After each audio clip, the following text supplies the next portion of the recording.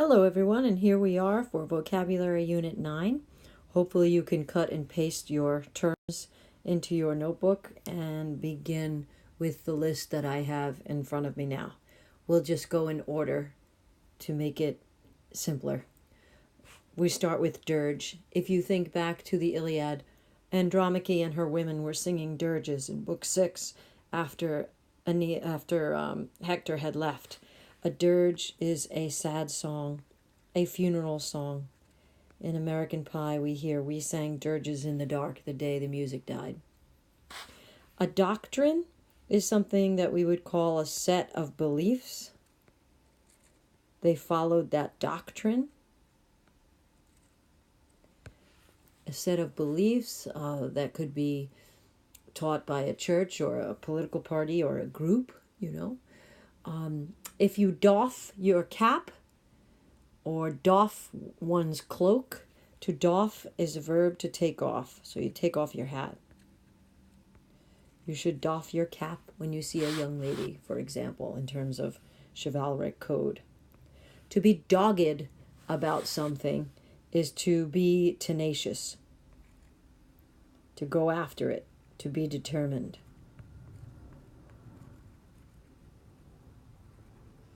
Oedipus is dogged in his pursuit of the truth, showing persistence, right? A doleful song. You might even say that the last scene in The Glass Menagerie is quite doleful, when you see Laura just sitting there and Amanda comforting her after Jim O'Connor has left.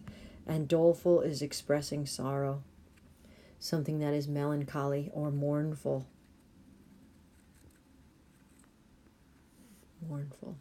Something that's depressing or gloomy.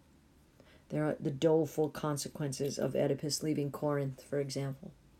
To call somebody a dolt is to call someone stupid. So a dolt is a stupid person, a jerk, if you will. What a dolt he was. Appearing to be a dolt, he turned out to be quite wise. Sancho Panza turned out to be quite wise. A domineering will is one that is superseding all others. So to domineer is to assert one's will over others. Think about the idea of dominating, You could do this in an arrogant way, like Tom Walker's wife domineers him, and she goes to the forest to try to make the pact with the devil. Even Lady Macbeth, I guess you could say, to a certain degree, is domineering. Unlike doff, to don is to put on. So if you're going to don a new coat, you're going to put on a new coat. You're going to wear it, wrap yourself in it. Patroclus dons himself in Achilles' armor, and later Hector does the same. That's a verb form. I don't know if you've ever heard it as a noun, but a don is a university teacher, like at Oxford. University teacher or professor is a don. And then to dote on a child's every whim is to indulge them, right? To be lavish or excessive in serving another's needs.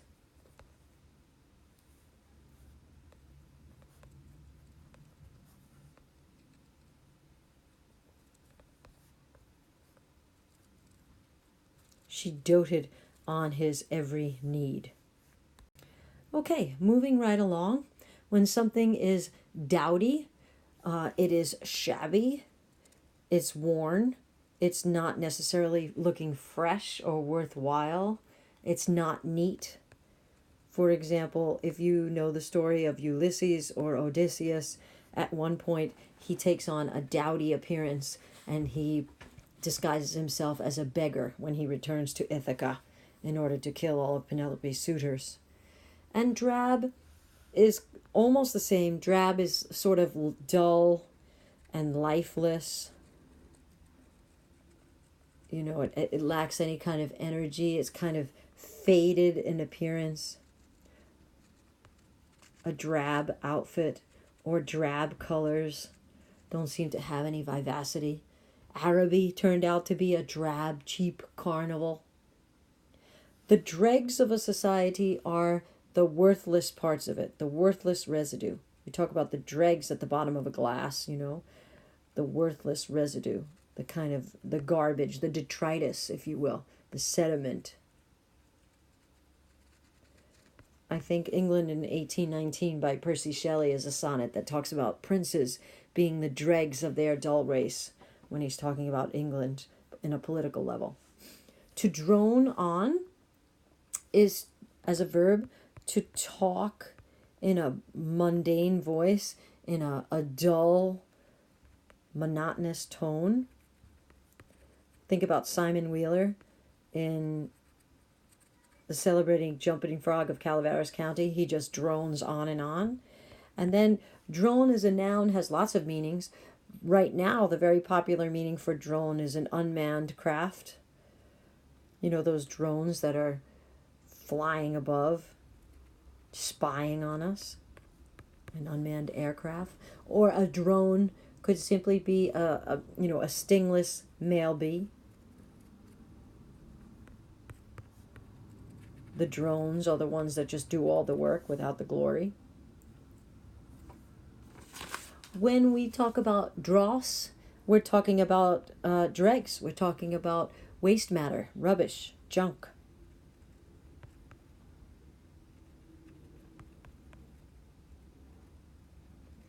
The garbage that's left behind. Her work was dismissed by the editor as dross. It was just bleh, wasteful, not even worth looking at.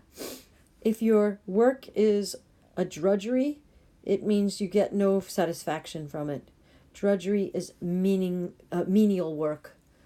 In the play The Tempest, Ferdinand does not mind the drudgery as long as he gets to see Miranda every day. In Spanish, we know that when something is dulce, it's sweet. So the dulcet tones would be sweet to the taste or sweet sounding. There's a mention all the time of Daisy Buchanan's dulcet voice. There's something about her voice. At one point, Gatsby says her voice is full of money. She is very much like the sirens, isn't she, when you think about it? The dulcet song of the sirens. Dutiful is motivated by obligation or duty. A dutiful son. The prodigal son is not motivated by obligation, but the older brother is.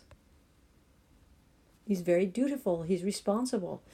Aeneas is dutiful when it comes to Anchises. Think about how he carries him out on his shoulders. And to dwindle is to lessen.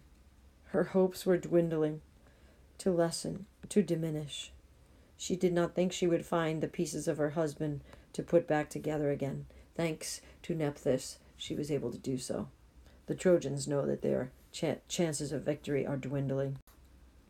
And now we move on to the E's. Anything that's earthy, like the wife of Bath, is unrefined, somewhat coarse. Her language is a little bit rough sometimes. She's a bit of an earthy figure. And since we live on an island, most of us know what it means to ebb and flow. The ebb is the movement of the tide out to sea.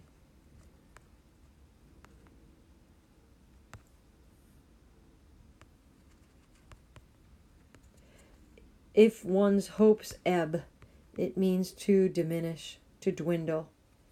When things are ebbing, we're basically saying that they're lessening, right? They're reducing.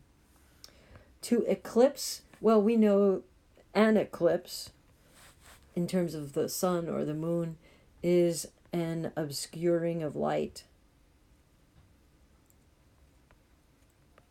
An obscuring of the light of one celestial body by another.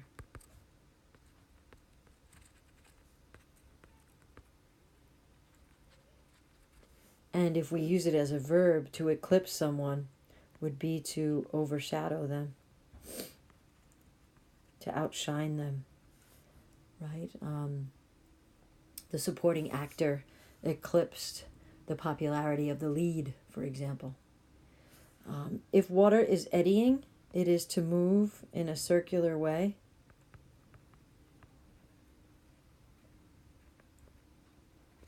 And that's exactly what it is as a noun form too.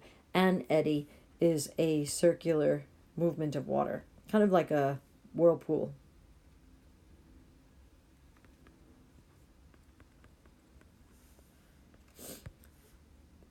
Oedipus issues an edict, a proclamation about the murder of Laius, and what would happen for those people who come forward who have information, and what would happen to people who have information and do not speak, and then ultimately what curse he puts upon the murderer himself. And effectual is another way of saying if something is productive or effective. Something is constructive. For example, the most effectual protection against mosquitoes is to burn citronella candles or something like that. Okay, there you go.